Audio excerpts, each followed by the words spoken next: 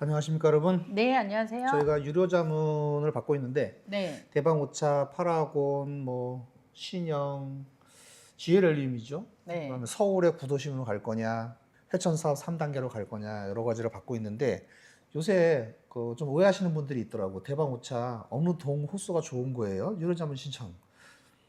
그거는 음, 제일 마지막에 하는 거고 유료 자문 내용이 한 10% 20%밖에 안 되는 내용이에요. 그렇죠. 유료 자문의 내용에서 가장 중점을 이루는 거는 지금은 주거와 소득지를 분리하지를 못해요. 네, 네, 내가 사는 곳에서 소득이 일어나고 생활이 일어나야 돼요. 네, 이럴 때 여러분들은 어떤 선택을 할 것이냐? 네, 서울의 구도심으로 갈 거냐? 아니면 회천에 있을 거냐? 아니면 옥정에 있을 거냐? 옥정에서도 중흥이나 이런 그 기존의 아파트를 살 거냐? 옥정 대방 5차를 분양받을 거냐? 회천 사업 3단계에서 파라곤을 할 거냐? GL 열림을 할 거냐? 또 이런 거거든요. 네, 그리고 나서 제일 마지막에 하는 게 동호수는 어느 게 좋아요예요. 네. 한 10% 20%밖에 안 돼요. 음, 지금 카페 가보니까 난리 났더라고. 여러분들한테는 그 동호수가 당첨되는 게 90%더라고 보니까. 그거는 10%밖에 안 되는 거예요. 네, 자, 그래서 이제 내가 주거와 소득이 옥정에 있을 때 가장 편하다. 그래서 그 중에서도 대방 5차를 결정한다. 그러면 대방 5차를 했을 적에 어떠한 이익이 있고 나한테는 네. 어떤 혜택이 있는지. 네, 그리고 주변의 아파트가 5억 전후, 4억 후반에서 5억 초반이면 제일 좋은 아파트를 사요. 네, 근데 굳이 비싼 거는 거의 7억 가까이 하는데 그 돈을 주고 옥정 대방을 했을 적에 나한테 어떤 혜택이 있냐 이거지. 그렇죠. 나한테 도대체 뭐가 있길래 그거를 내가 해야 되냐 이거지. 요 내용이 중점적인 거예요. 동호수는 제일 밑에. 맞아요. 지금은 1주택 정책 때문에 옆집 아줌마 따라서 그 단지 가면 안 돼요. 옆집 아줌마 따라서 취득세하고 양도소득세에서 주택으로 보지 않는 경우가 있거든요. 청약에서도 그렇고 네, 동네 아줌마, 옆집 아줌마 아저씨하고 얘기하시면 큰일 납니다. 큰일 나요.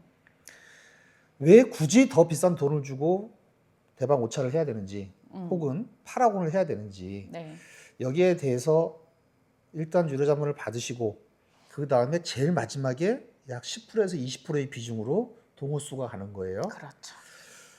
오늘은 여러분들이 대방 오차를 한다고 생각했을 적에 네, 지금 부동산 규제가 1주택 정책이에요. 1세대 1주택 정책. 네. 이게 이재명 정부의 부동산 정책이거든요. 굉장히 강력해졌죠. 그렇죠. 여기에 대해서 한번 화면을 보시면서 이해를 한번 하시고 네, 그 다음에 DSR이 뭔지 설명드리고 그 다음에 내가 대방 오차 했을 적에 얼마의 비용이 들어가는 건지 한번 보시자고. 네, 일단 부동산 규제에 대한 이해부터 한번 볼게요.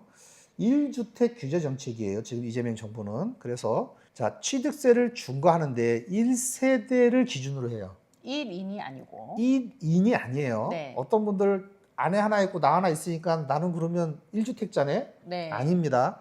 등본에 세대주와 밑으로 세대원이 있는 사람들 모든 주택을 합쳐요. 네. 그러면 그게 1세대 보유주택이 돼요.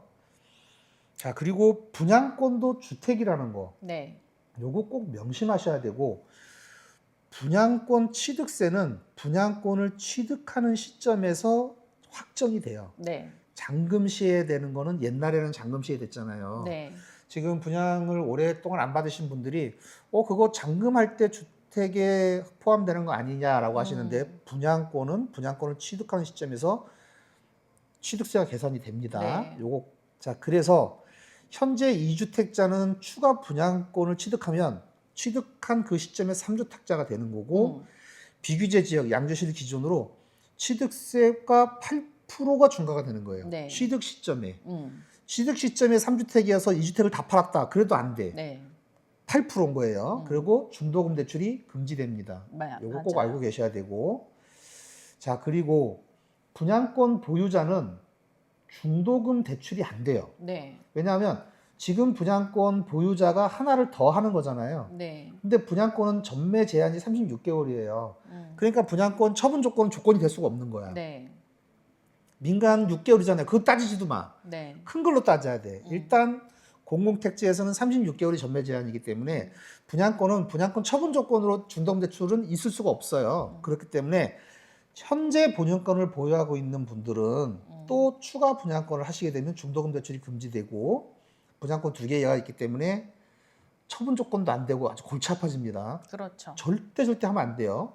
어떤 분이 저한테 그러셨어요. 모델하우스를 갔다 왔는데 어느 모델하우스를 다녀오는지 모르겠어. GL 웰리움인지 파라곤인지 대방인지. 지금 그 대광 4차가 있는데 이거 해도 된다고 그랬대.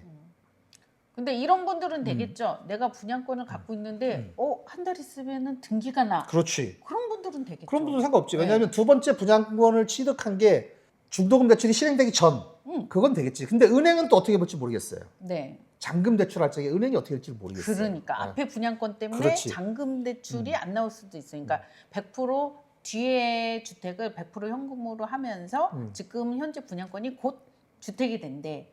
등기가 나온대. 이런 분들은 그런 경우는 해당되지. 상관이 없어요. 근데 네. 내가 지금 분양권인데 또 다른 분양권 하나 취득하고 하나의 분양권을 다음 달에 잔금을 한 대출을 받아야 되는데 이 경우는 어떻게 될지 몰라. 그러니까 이거는 요게 은행마다 달라요. 복잡스럽습니다.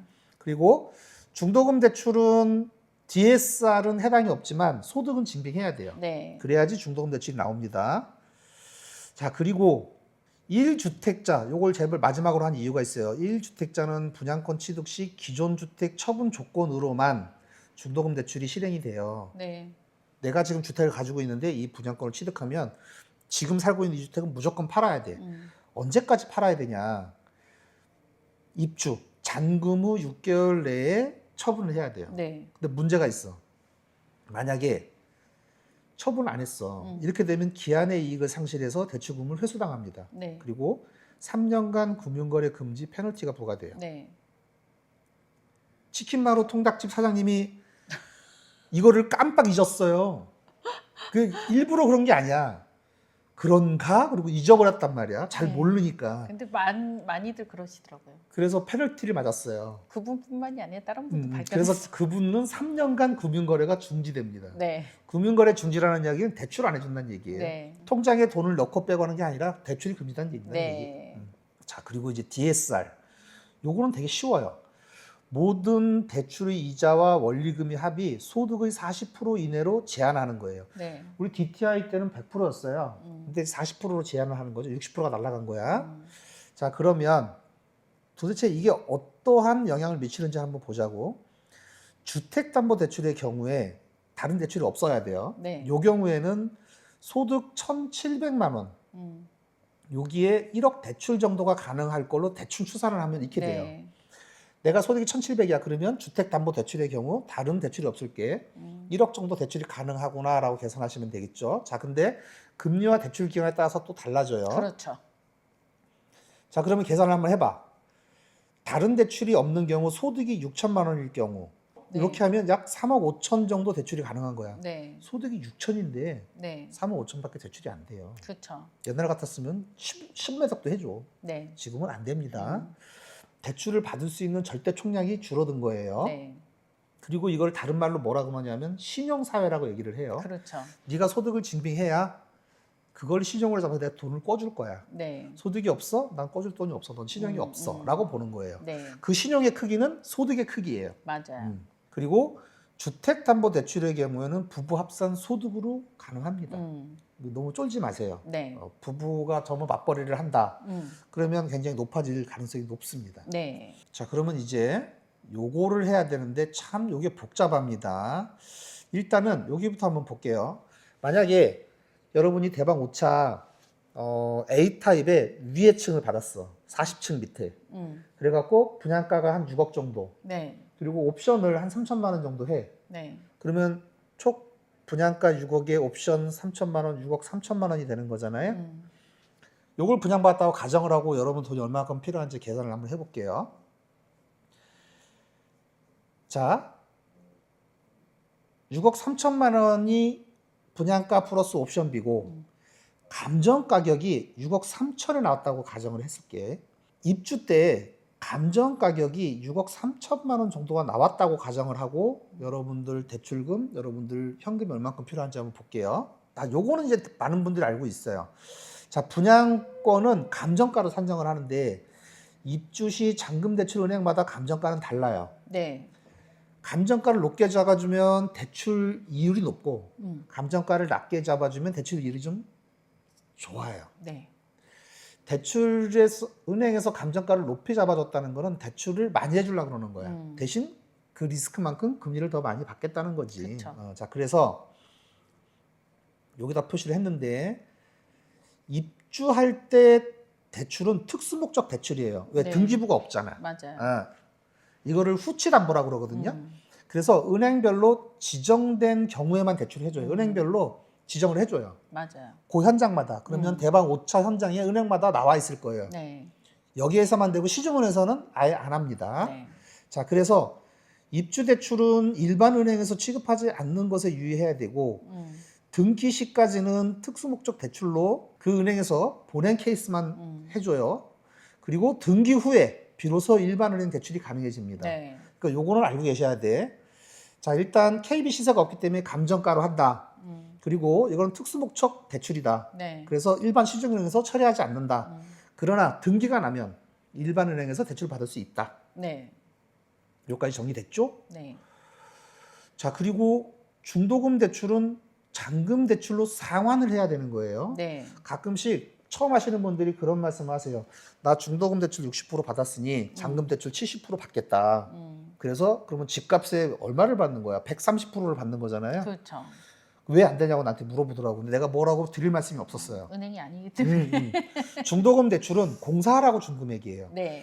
잔금 대출이 주택담보대출이에요. 중도금 대출은 주택담보대출이 아닙니다. 맞아요. PF 대금이에요. 네.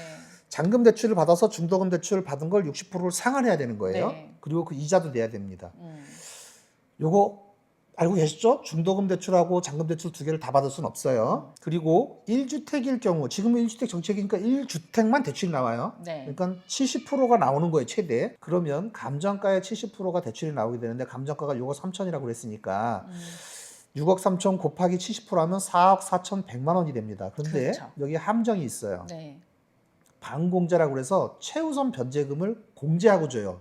어떤 거에서? 이 대출금 4억 4천 100만 원에서. 네. 양주시는 최우선 변제금이 2,500만 원이거든요. 근데 요거는 은행 상품과 정책에 따라 또 달라져요. 그렇죠. 공제하는 데가 있고 공제하지 않는 데가 있어요. 근데 우리는 일단 공제하는 걸로 했습니다. 보수적으로 계산해야 나중에 돈 되니까. 부족하면 안 되니까. 자, 이제 다시 또 계산을 해볼게요. 그러면 70%는 대출을 받고 대출을 제외하고 30%가 필요한데 우리가 계약금은 10%는 줬어요. 6억에 네. 대해서만. 네.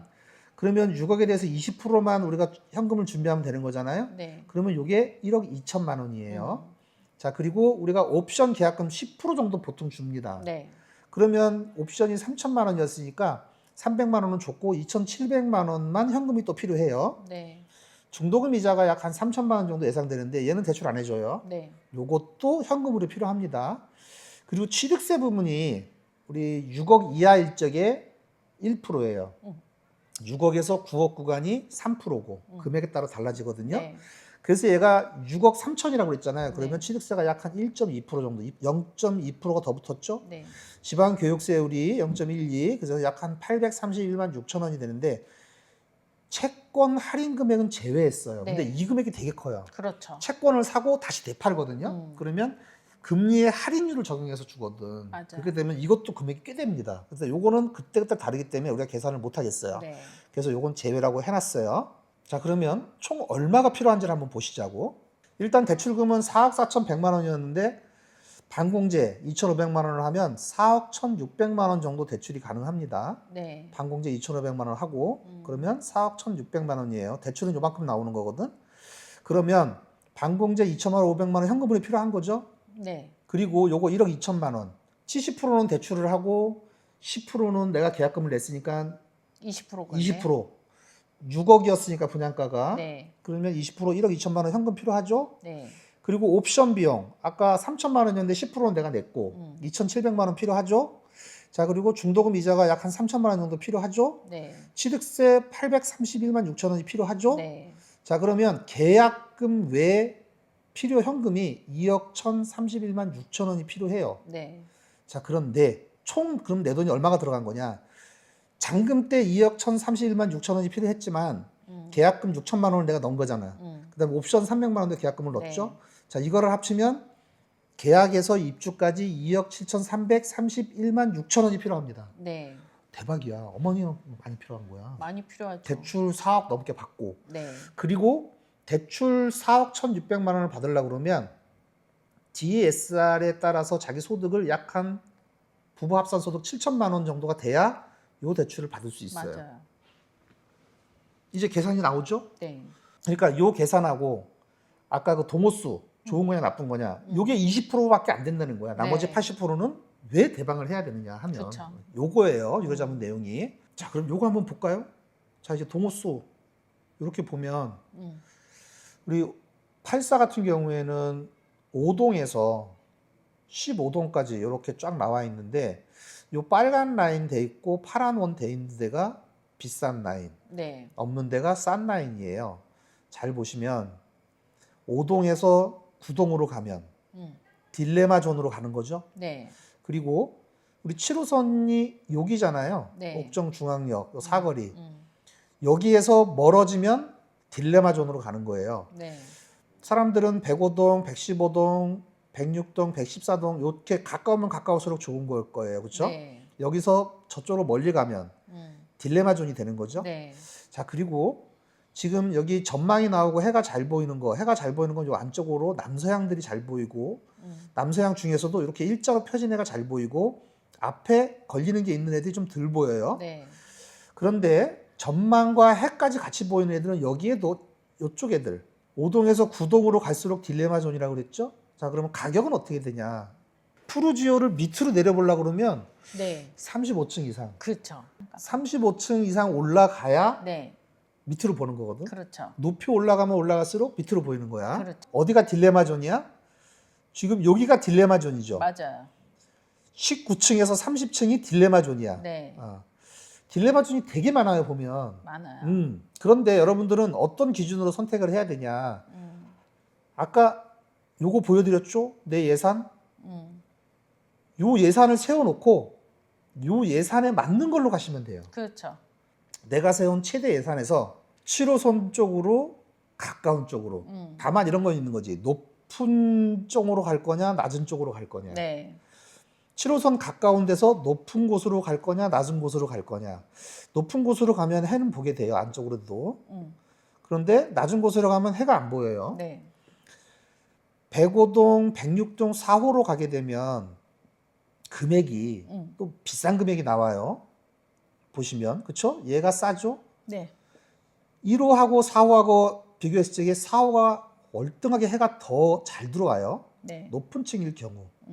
이렇게 보면 또 저층하고 고층하고도 또 딜레마 존이 있죠. 딜레마 존이 너무 많아. 그럼 어떻게 해결해야 돼? 결국 딜레마 존을 해결하는 방법은? 내가 좀 포기해야지. 포기할 거. 내 예산을 세워보세요. 그러면 내 예산에 맞는 금액이 나오잖아요. 그렇지. 그 금액에 맞는 집을 골라야지. 그렇지. 자, 그래서 저희 유료자문 하시면 요거 예산은 세우는 거 금방 세워요. 네. 요거는 금방 알 수 있습니다. 그냥 우리가 하도 많이 하니까. 맞아요. DSR하고 해서 필요 예산이 어떻게 되고 그러면 그 예산 안에서 어떤 동호수를 골라야 되는지 선택해야 되는지 이게 딱 결론이 나온단 말이야. 그렇죠. 지금은 그림 장사다 보니까 금액 생각 안 하고 자꾸 높은 거 막 전망 나오는 것만 따지게 되는데 자, 이렇게 금액을 놓고 보면 이게 지금 분양가가 6억일 적에 내 돈이 2억 7,300이 필요해, 순현금이. 네. 그리고 대출도 4억 1,600만 원을 받아야 돼요. 어마어마한 네, 거예요, 이게. 맞아요.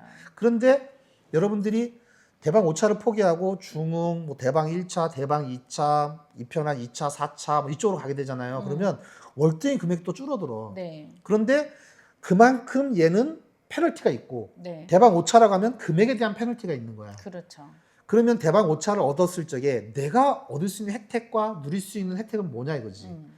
이게 정립이 안 되니까 여러분들이 헷갈리는 거예요. 맞아요. 유료자문을 신청하시면 왜 대방 5차를 해야 되고 대방 5차를 했을 적에 어떤 나한테 이점이 있는지 네. 또 옆에 있는 것들 했을 적에 또 어떤 페널티가 있는지 대방 5차를 했을 적에 또 나에게 또 어떤 페널티가 있는지 골고루 이익과 페널티가 골고루 존재해요. 네.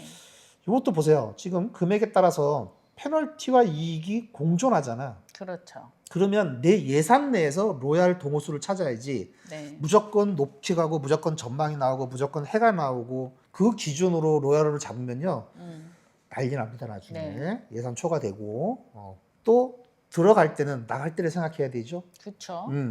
내 예산 안에서 들어가는데 나갈 때까지를 고려해서 어떤 게 로얄 동, 로얄 라인인지를 한번 판단을 한번 해보셔야 돼요. 이 판단은 저희가 해드립니다. 네.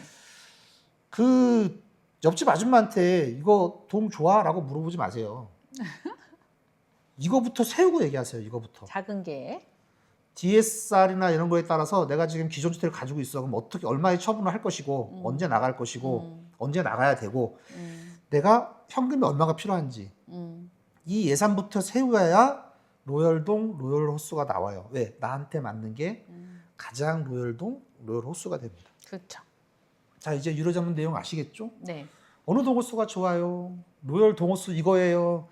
정말 단순한 얘기예요. 그거는 어떨 때 통용되는 말이냐면 5층부터 49층까지 가격이 같을 때 이때는 로열 동호수가 분명히 있어요. 근데 지금은 대방이 다 가져갔잖아요. 맞아요. 라인에 따라서 가져가고 높이에 따라서 가져가고 동에 따라서 가져가고 다 가져갔잖아요. 이때는 자금 예산으로만 보셔야 돼요. 이 자금 예산 계획을 세우고 가시면 굉장히 편할 겁니다. 그렇죠. 그래서 이제는 어떤 동호수가 좋아요가 아니라 나에게 맞는 동호수는 어떤 걸까요? 이렇게 가야죠. 집이 움직이는 건 우리의 인생이 움직이는 거예요. 네. 실장님이 이편한 4차에 있다가 풍경채로 가셨잖아요. 네. 인생이 움직인 거고요. 아들내미들이 또 대학을 갔잖아요. 네. 그래서 그놈들이 1호선을 타고 다녀요. 풍경채에서 대광 4차로 가잖아요. 네. 인생이 움직인 거예요. 그쵸. 그리고 또 움직임을 어디로 둘까? 대방 5차 전매를 할까?